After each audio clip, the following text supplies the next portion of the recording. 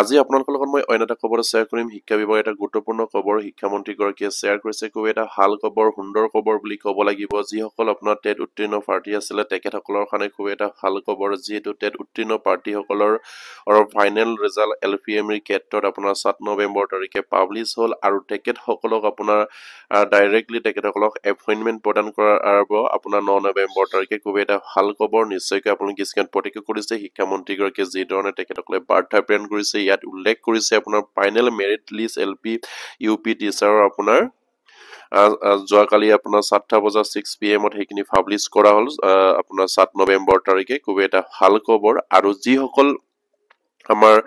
সেই নিযুক্তি পত্ৰ পাব বা যিসকলে আপোনাৰ ফাইনেল লিষ্টত সিলেক্ট হ'ল সেই সকলক আপোনাৰ 9 নৱেম্বৰ তাৰিখে আপোনাৰ সেই সকলক এপইণ্টমেণ্ট প্ৰদান কৰাৰ কথা ইয়াত উল্লেখ কৰিছে নিশ্চয় স্ক্ৰীনত প্ৰত্যক্ষ কৰিছে আৰু কোনটো ঠাইত তেখেতসকলক এপইণ্টমেণ্ট প্ৰদান কৰা হ'ব এইখিনি ইয়াত উল্লেখ কৰিছে the appointment letter will be distribute at the Khanapara playground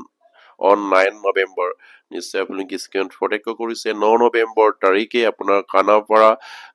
খেলপথাৰত সেইসকল মেৰিট লিষ্টত যিসকলৰ নাম আহিছে তেখেতসকলক তাত এপইণ্টমেণ্ট প্ৰদান কৰাৰ কথা মাননীয় শিক্ষামন্ত্ৰীগৰাকীয়ে জনাইছে আৰু 40 গৰাকী ফাইনেল লিষ্টত সিলেক্ট কৰা যিসকল আপোনাৰ আমাৰ টেট উত্তীৰ্ণ প্ৰাৰ্থী আছিলে তেখেতসকলক স্বাগতম জনাইছো আৰু হেয়া নিশ্চয়কৈ আপোনালোকৰ কাৰণে ভাল খবৰ যেহেতু আপোনালোকক অলৰেডি এপইণ্টমেণ্ট প্ৰদান কৰাৰ ডেট তাৰিখ অসম চৰকাৰে ফিক্স কৰিলে আৰু অলৰেডি হয়তো আপোনালোকে গম পালে আপোনালোকৰ এপইণ্টমেণ্ট আপোনালোকে পাইছে নে নাই মেৰিট লিষ্টত নাম আছে নে নাই আৰু নিশ্চয়কৈ খুব এটা সুন্দৰ খবৰ বুলি ক'ব লাগিব আৰু 40 গৰাকী টেট উত্তীৰ্ণ বা ফাইনেল লিষ্টত সিলেক্ট কৰা আমাৰ যিসকল